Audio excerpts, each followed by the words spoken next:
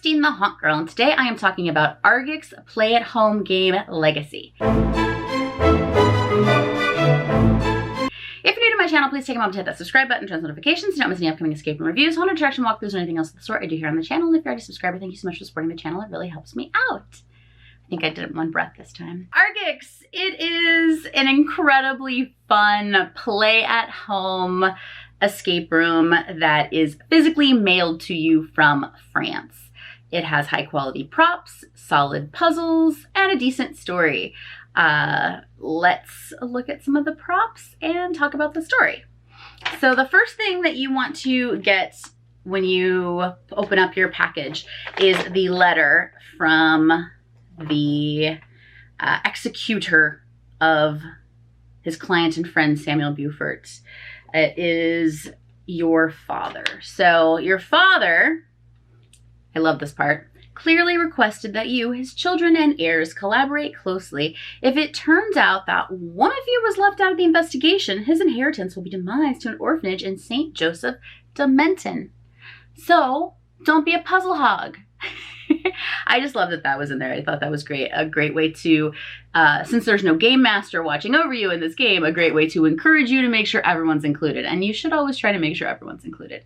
It's, you know, it's no fun to be left out of the game if you're getting to play. So I liked that part quite a bit. Basically, the instructions for the investigation, you want to take notes, you want to have a pen and paper, you're going to have an internet connection and an email address to solve some of the puzzles, so know that going into it. This game is both in English, you can see here, and in French. I love that it's just saving paper on the back side there, which is great.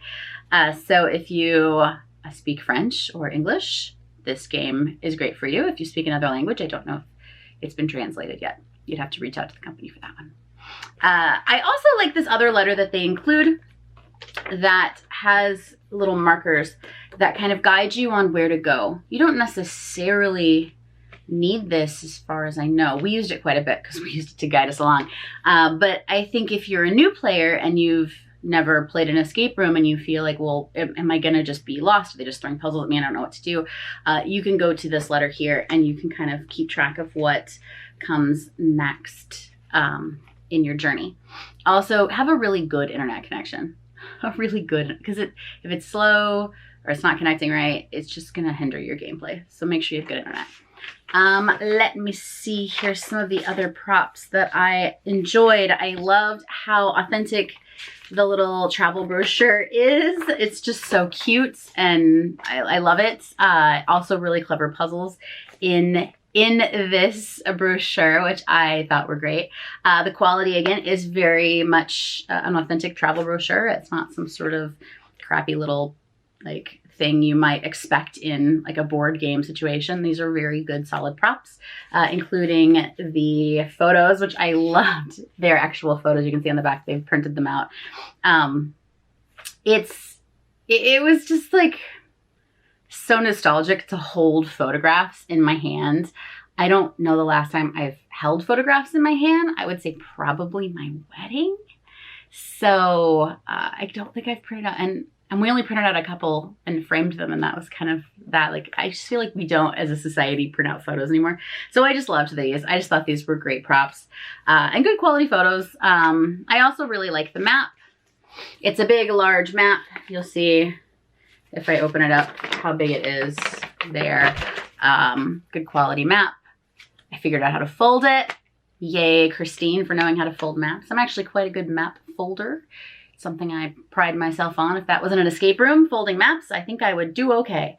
There's other things I'm not going to show you. I don't want to give away every prop and everything in the game, but I just wanted to like show you a couple of the props that they have.